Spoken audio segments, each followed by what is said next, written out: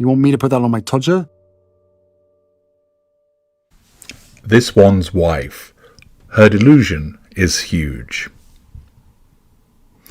One of the key aspects of understanding why this one's wife behaves in the way that she does is to realise that she is deluded.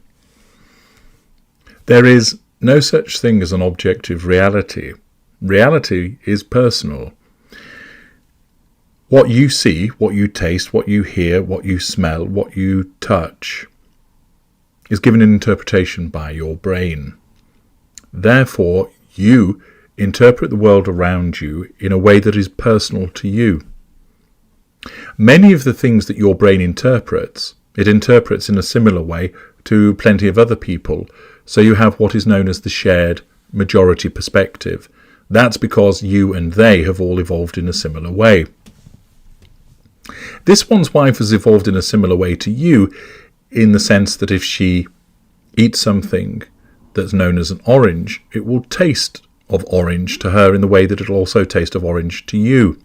However, because of her narcissism, one aspect of the way that she sees the world is fundamentally different.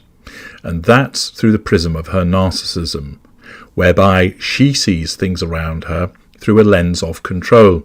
Is that person under control or not under control?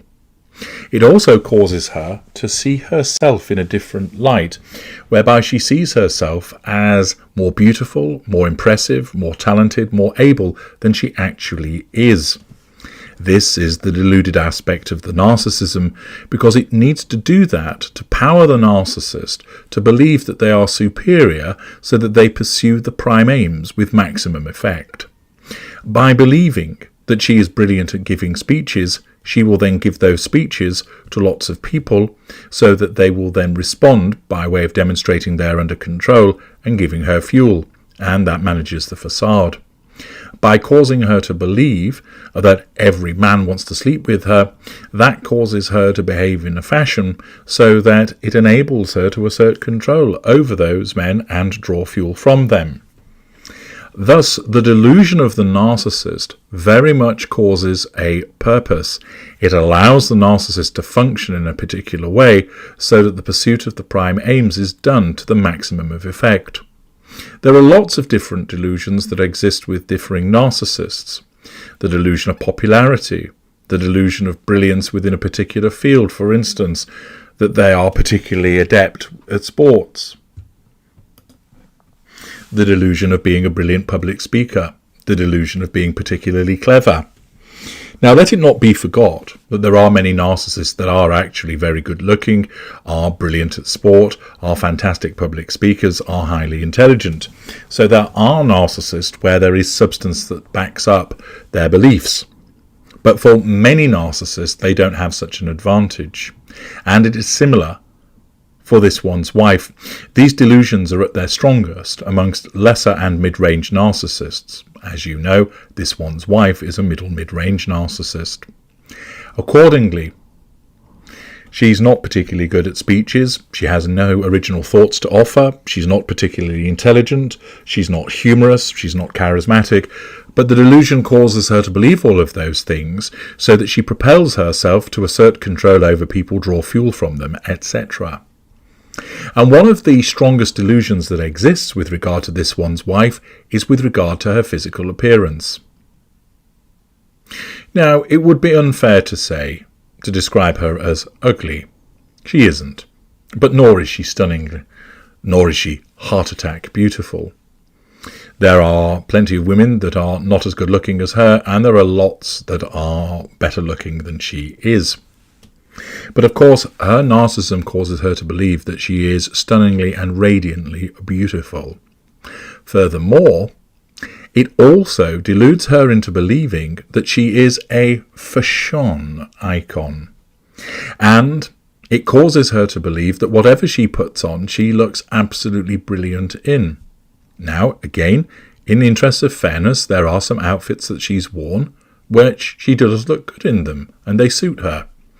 But she has a lot of misses, far more misses than you might ordinarily do for someone who's got access to stylists, though ignores them, and of course someone who has the amount of money that she has. Furthermore, with an emphasis upon her public appearances and, of course, the somaticism of her narcissism, you would expect that she would look, in every public appearance, drop-dead gorgeous. She doesn't. She's regularly known for wearing some real fashion abominations, items that don't fit, items that are creased, items that don't suit her. But she doesn't see this. I've explained it before, and I'll explain it again, because people keep on wondering it. Why does she dress as she does? Doesn't she own a mirror? The fact is, she looks at herself in the mirror through that distortion field which tells her, you look great. Think about it. She doesn't put on an outfit which is ill-fitting and then go, well, I look shit in it, but you know what? I'll wear it anyway. Of course not. She looks at it and thinks, yeah, I look fantastic, because her narcissism makes her believe that she looks fantastic. Plenty of other people will look at it and think, no, that doesn't fit, that doesn't match, that doesn't suit you. But she can't see that, because her narcissism won't let her. She believes that every item that she puts on makes her look amazing. Indeed, that she believes that she enhances every fashion item that comes her way.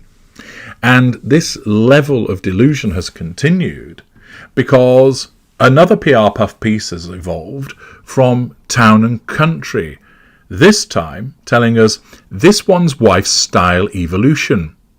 See all of the Duchess of Sussex's best looks here. And this was published just recently. The article continues stating, with her striped blazers and crisp button-downs, this one's wife quickly became fashion's preppiest new it girl when she first started dating Prince Harry. We are chronicling her standout style moments here, from her iconic royal wedding ensemble to her various royal tours and the outfit this one's wife chose to introduce baby Archie to the world. Here, our favourite fashion looks from the Duchess of Sussex. And thus it's described as all of her best looks. And there is a remarkable 213 slides, each one with a description of what she's wearing, where she was, and in some instances links to enable you to purchase the items yourself. So, a catalogue of her fashion.